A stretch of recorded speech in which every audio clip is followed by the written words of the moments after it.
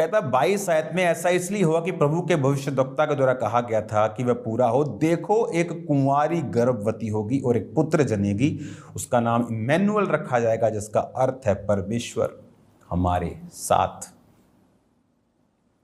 तो अब जो कंफर्मेशन थी बाय द होली स्पिरिट और by the messenger, by the angel and with the word of God,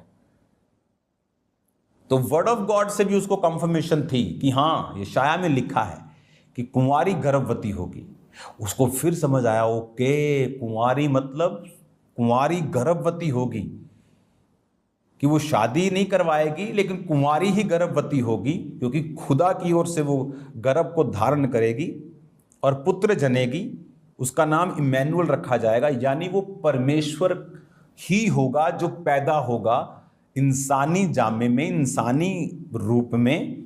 उसका नाम इसलिए इम्मैनुअल रखा जाएगा कि परमेश्वर हमारे संग, उसका नबी हमारे संग नहीं। लोग बोलते हैं Jesus is the profit, he is the messenger, वो नबी था, खुदा नहीं था।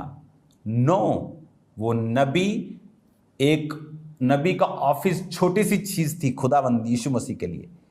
वो खुदा था, वो परमेश्वर था। आपने इंटरनेट पे देखा होगा, लोग बोलते ओके स्क्रीन के ऊपर तो सदूकी और फरीसी दिखने में धर्मी थे, लेकिन किसने चढ़ाया क्रूस पर जीसस क्राइस्ट को? अन्य जातियों ने, दूसरे धर्म के लोगों ने। यही धर्मी समझने वाले, अपने आप को धर्मी समझना और दूसरे को गुनाहगार समझना, उन लोगों ने अपने आप को धर्मी और दूसरों को पापी समझना, उन लोगों ने, अपने ही यहूदियों ने जीसस क्राइस्ट को क्रूस पर चढ़ा दिया था। आपके कपड़ों से आपकी पहचान नहीं होती। यहां मैं टी शर्ट डाल के भी आपको वचन दे सकता हूं, उससे मुझे जज नहीं किया जा सकता। यहां कोट पैंट डाल के भी दे सकता हूं, लेकिन अंदर जीसस ने कहा जो तुम खाते हो, सुबह टॉयलेट से बाहर निकलता है, तुम्हें अशुद्ध नहीं करता। जो तुम बोलते हो, निंदा, चुगली, बदनामी, ईर्खा, जो तुम बोलते हो, निंदा, चुगली, बदनामी, ईर्खा, विरोध, फूट, विधर्म, जादू, टोना, वो तुम्हें अशुद्ध करता है। व्यभिचार, मूर्ति, वो तुम्हें अशुद्ध करता है।